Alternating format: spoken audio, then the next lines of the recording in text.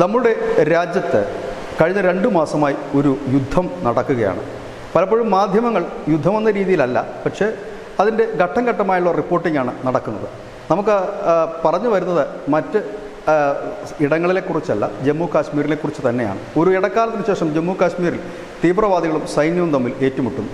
ഏറ്റവും ഒടുവിൽ ലഭ്യമാകുന്ന വിവരങ്ങളും വാർത്തകളും അനുസരിച്ച് 50ഓളം വിദേശ ഭീകരരാണ് ജമ്മു കാശ്മീരിൽ വിവിധ ഇടങ്ങളിൽ തമ്പടിച്ചിട്ടുള്ളത്. അവരെ തിരക്കിയാണ് കഴിഞ്ഞ 2 മാസത്തിലേറെക്കാലമായി സൈന്യം അന്വേഷണം നടക്കുന്നതും സംഘർഷത്തിൽ ഏർപ്പെടുന്നതുമല്ല.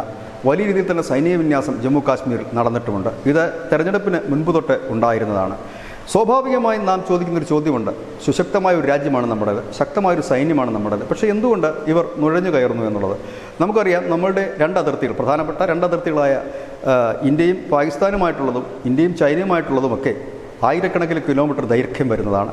അവിടങ്ങളിൽ കൂടുതലും നമ്മളുടെ അതിർത്തികൾ മറ്റ് അതിർത്തികൾ പോലെയല്ല. ഒരുപക്ഷെ നമ്മുടെ കേരളമോ തമിഴ്നാടോ ഇല്ലെങ്കിൽ തമിഴ്നാടോ കർണാടകോ പോലെ ഒരു ബോർഡറല്ല ഈ രാജ്യങ്ങൾ തമ്മിലുള്ള അതിർത്തികൾ. പ്രത്യേകിച്ച് ഇന്ത്യ പാക് അതിർത്തിയും ഇന്ത്യ ചൈന അതിർത്തിയുമൊക്കെ. ചൈനയിൽ നിന്നിൻ്റെ അതിർത്തിയിൽ നിന്നൊക്കെ പലപ്പോഴും വാർത്തകൾ വരാറുണ്ട്. ഹിമപാതത്തിൽപ്പെട്ട ചൈനീസ് സൈനികരും ഇന്ത്യൻ സൈനികരും ഒക്കെ കാണാതാകുന്ന വാർത്തകൾ. അത്രയും ദുർഘടമായ ഏരിയകളാണ്. ഇവിടെ പാകിസ്ഥാനിൻ്റെ ജമ്മു കാശ്മീരിൽ പ്രത്യേകിച്ച് ഈ ലഡാക്ക്, പൂഞ്ച്, രജൗരി തുടങ്ങിയ മേഖലയിലൊക്കെ അവിടെ തുരങ്കങ്ങൾ വഴി പുതിയൊരു രീതിയാണ് ഭീകരർ പരീക്ഷിച്ചത്. അതിന് പ്രാദേശികമായി ചില സഹായങ്ങളും അവർക്ക് കിട്ടിയിട്ടുണ്ട്.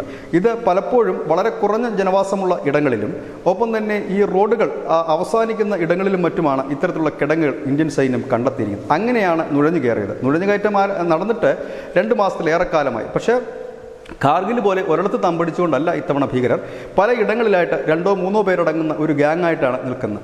അവർ സാധാരണ ഇപ്പോൾ ചെയ്യുന്നത് സൈനിക വാഹനവും മറ്റു വാഹനങ്ങളും വരുമ്പോൾ വെടിയുതിർക്കുകയോ ഗ്രനേഡ് എറിയുകയോ ചെയ്ത് ഓടി മറയുകയാണ്. ഇത്തരക്കാരെയാണ് സൈന്യം കണ്ടെത്താൻ തിരച്ചിലുകൾ ആരംഭിച്ചിരിക്കുന്നത്. ഒപ്പം തന്നെ ഈ കഴിഞ്ഞ കുറേ നാളുകൾക്ക് മുമ്പ്, അതായത് നമ്മുടെ അവസാന പാർലമെൻറ്റ് സമ്മേളനം നടക്കുമ്പോൾ പ്രധാനമന്ത്രി നരേന്ദ്രമോദി ലോക്സഭയിൽ പറഞ്ഞത് ഇപ്പോൾ ആ ഒരു പ്രത്യാക്രമണത്തിന് അല്ലെങ്കിൽ ഭീകരതയുടെ അടിവേരിറക്കുന്ന ആ മൂവ്മെൻറ്റ് അവസാന ഘട്ടത്തിലാണ്. അത് സൈന്യം മാത്രമല്ല നടത്തുന്നത്, സൈന്യത്തിനൊപ്പം തന്നെ അവിടുത്തെ പ്രാദേശികമായ ജനങ്ങൾ കൂടി സഹകരിക്കുന്നതുകൊണ്ടാണ് അത് മുൻപോട്ട് പോകുന്നത്. ഏറ്റവും ഒടുവിൽ നമുക്ക് ലഭ്യമാകുന്ന ഒരു വിവരം, ഈ പറയുന്ന ജമ്മു കാശ്മീരിലെ 50 സ്പോട്ടുകൾ, അതായത് പറയുന്ന ലഡാക്ക്, രജൗരി, പൂഞ്ച് എന്നിവിടങ്ങളിൽ 50 സ്പോട്ടുകൾ സൈന്യം ഐഡൻറ്റിഫൈ ചെയ്ത് ഈ പ്രദേശം വളഞ്ഞുകൊണ്ടാണ് ഇപ്പോൾ രൂക്ഷമായ ഏറ്റുമുട്ടൽ നടക്കുന്നത്. ഇവിടങ്ങളിൽ കഴിഞ്ഞ കുറേ നാളുകളായി ഹെലികോപ്റ്റർ നിരീക്ഷണം നടക്കുന്നു. അത് വളരെ നിബിഡമായ വനങ്ങളും മലനിരകളും ചേർന്ന ഒരു ഇടമാണ്. ഇവിടെ സൈനിക നടപടികൾ വളരെ ദുഷ്കരമാണ്. നമുക്കറിയാം, ഇസ്രയേലിൽ ഈ ഭീകരാക്രമണം നടക്കുന്നതും തുരങ്കങ്ങളിൽ കൂടി എത്തിയ ഭീകരർ തന്നെയായിരുന്നു. അപ്പോൾ അത്തരത്തിലുള്ളൊരു നീക്കം നടക്കും. സമാനമായി തന്നെ യാദൃശികമാണോ അല്ലയോ എന്നറിയില്ല, ഇന്ത്യയിൽ ഇതുപോലെ നമ്മുടെ ധീരജവാന്മാർ വീരമൃത്യു വരിക്കുന്ന ആ സമയത്ത്, അതായത് ആ ദിവസമോ അതിൻ്റെ പിറ്റേ ദിവസമോ ഒക്കെ പാകിസ്ഥാനിലും അവരുടെ സൈനികർ കൊല്ലപ്പെടുന്നുണ്ട്. അതും അജ്ഞാത ശക്തിയാൽ. ഭീകര സംഘടനകൾ എന്ന് പറയുന്നു. കാരണം ഇപ്പോൾ ലോകത്തെ ഭീകര സംഘടനകളുടെ പ്രധാന പണി കൊട്ടേഷൻ തന്നെയാണ്. അത് അഫ്ഗാനിസ്ഥാനിലുള്ള ഭീകര സംഘടനകളായാലും പാകിസ്ഥാനിലുള്ള ഭീകര സംഘടന ആയാലും മറ്റ് ലോകരാജ്യങ്ങളും മറ്റുമൊക്കെ ഇവരെ വിലക്കെടുത്ത് പലപ്പോഴും ആക്രമണങ്ങൾക്ക് ഉപയോഗിക്കാറുണ്ട്. ഇനി അങ്ങനെയാണോ എന്നറിയില്ല. ഏതായാലും യാദൃച്ഛികമാകാം, ഒരുപക്ഷെ സാദൃശ്യമുണ്ട് എന്ന് മാത്രം. അങ്ങനെ നമ്മുടെ ജമ്മു കാശ്മീരിൽ ഒരു അന്തിമ പോരാട്ടമാണ് ഇപ്പോൾ നടത്തിക്കൊണ്ടിരിക്കുന്നത്. അതായത് ഭീകരവാദികളെ ഉന്മൂലനാശം ചെയ്യുക, ഇല്ലെങ്കിൽ അവരുടെ വേരോടെ അവരുടെ അടിവേര് പിഴുതെറിയുക. കാരണം നമ്മുടെ ജമ്മു കാശ്മീരിൻ്റെ നിയമസഭാ തെരഞ്ഞെടുപ്പ് ഈ അടുത്ത് തന്നെ നമ്മുടെ തെരഞ്ഞെടുപ്പ് കമ്മീഷൻ പ്രഖ്യാപിക്കും. അതിന് മുമ്പ് തന്നെ ഈ ഭീകരവാദികളെ ഇല്ലാതാക്കേണ്ടത് നമ്മളുടെ കടമയാണ്, ഇല്ലെങ്കിൽ നമുക്ക് അത് അനിവാര്യമായൊരു ഘടകമാണ്. ഈ ഭീകരാക്രമണം നടക്കുന്നതിനിടയിലും ശ്രീനഗർ ഉൾപ്പെടെയുള്ളിടത്ത് മുഹറം വലിയ രീതിയിൽ തന്നെ ആഘോഷിക്കപ്പെട്ടു. അതുപോലെ തന്നെ ഹൈന്ദവ ആഘോഷങ്ങളും അതുപോലെ കാശ്മീരി പണ്ഡിറ്റുകളുടെ ആഘോഷങ്ങളൊക്കെ തടസ്സമില്ലാതെ നടത്തിക്കൊണ്ടു പോകാൻ അവിടുത്തെ ലഫ്റ്റനൻറ്റ് ഗവർണർക്ക് കഴിഞ്ഞു, ഇല്ലെങ്കിൽ കേന്ദ്ര സർക്കാരിന് കഴിഞ്ഞു. ഏതായാലും ശക്തമായൊരു പോരാട്ടമാണ്. ഈ അവസരത്തിൽ കേന്ദ്രത്തെയോ ഇല്ലെങ്കിൽ കേന്ദ്രം ഭരിക്കുന്നവരെയോ കുറ്റപ്പെടുത്തുന്നതിൽ എന്തെങ്കിലും അർത്ഥമുണ്ടോ എന്നറിയില്ല. കാരണം പോരാടുന്നത് സൈനികരാണ്. അവർക്ക് വേണ്ടത് രാഷ്ട്രീയത്തിന് അതീതമായ പിന്തുണയാണ്, ഇല്ലെങ്കിൽ മതത്തിന് അതീതമായ പിന്തുണയാണ്.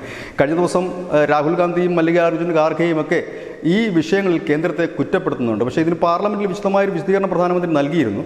ഇപ്പോൾ ഇങ്ങനെ ഒരു വലിയൊരു സൈനിക ഓപ്പറേഷൻ നടക്കുമ്പോൾ സ്വാഭാവികമായും അതിനെ രാഷ്ട്രീയപരമായി വിമർശിക്കുന്നത് ഏത് രാജ്യത്തായാലും എവിടെയായാലും അത് ശരിയായൊരു നടപടിയല്ല. ഇസ്രയേലിലും വലിയ പ്രതിഷേധം അവിടുത്തെ ജനങ്ങൾക്കുണ്ടായിരുന്നെങ്കിലും അവർ ഒറ്റക്കെട്ടായി ഭീകരന്മാരെ തുരത്തുന്നതിന് വേണ്ടി സർക്കാരിന് ഒപ്പം നിൽക്കുകയാണ്. ഈ അവസരത്തിലും കോൺഗ്രസ് കുറച്ചുകൂടി പക്വത കാട്ടേണ്ടതാണ്. ഏതായാലും രാഷ്ട്രീയമായതുകൊണ്ട് ഒരുപക്ഷെ ആ സ്റ്റേറ്റ്മെൻറ്റിന് വലിയ പ്രാധാന്യമുണ്ടാകാം, പക്ഷേ അതൊരു പക്വത കാണിക്കേണ്ടതാണ്. കാരണം എതിരാളികൾക്ക് കുറച്ചുകൂടി ആത്മവിശ്വാസം പകരുന്ന തരത്തിലേക്ക് അത് മാറുക തന്നെ ചെയ്യും. ഏതായാലും നടക്കുന്നത് യുദ്ധമാണ് എന്ന് പറയാതിരിക്കാൻ കഴിയില്ല. കാരണം കഴിഞ്ഞ 3 മാസത്തിനുണ്ട്, അതായത് ജനുവരി മുതലുള്ള കണക്കെടുത്ത് കഴിഞ്ഞാൽ നമുക്ക് നഷ്ടപ്പെട്ടത് 10ഓളം ധീര ജവാന്മാരെയാണ്.